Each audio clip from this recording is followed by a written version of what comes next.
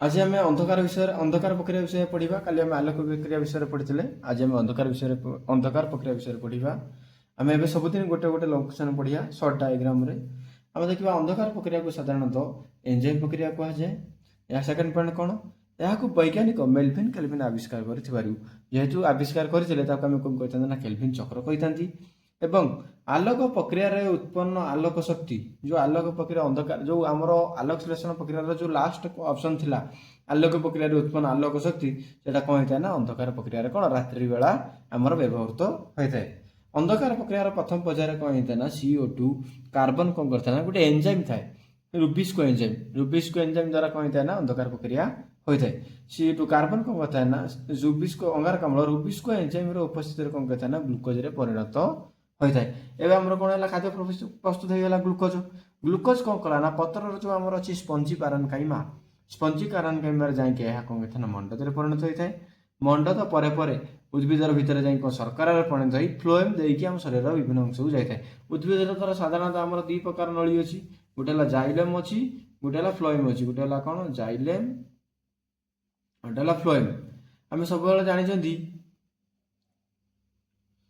Xylem कौन होता है ना कैशिक नली सदृश कार्य करता है जहाँफल कौन होता है ना जल जाए एवं खाद्य को आड़े यातायात करता है फ्लोएम देकी फ्लोएम देकी उद्भिदर कौन कहता है खाद्य दे कौन शरीर उद्भिद विभिन्न अंश को यातायात होता है।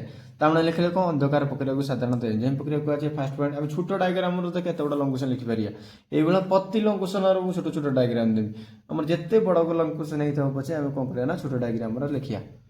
अंधकार प्रक्रिया को एंजाइम प्रक्रिया कले मेल्विन केल्विन अंधकार प्रक्रिया को साधारणतः एंजाइम प्रक्रिया कहुए। यह वैज्ञानिक मेल्विन केल्विन आविष्कार कर केल्विन चक्र कहुए। एवं आलोक प्रक्रिया उत्पन्न आलोक शक्ति कौन है ना अंधकार प्रक्रिया व्यवहृत होता है।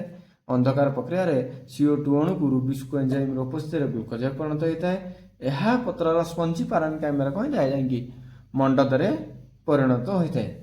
पर कौन होता है ना मंडत शर्करा परिणत हो या उद्भिदर फ्लोएम मध्य कौन होता है ना यातायात होता है। काली आम पढ़ा कौन पढ़ा कैशिकाकर्षण देखा एवं कौन करवा संशोधित तत्व ये दुटा लंग क्वेश्चन कौन पढ़िया काली आम पढ़ा। जदि वीडियोटा भल लगी ताना आमको सब्सक्राइब करूँ एवं काली नुआ लंग क्वेश्चन देखा। Thank you.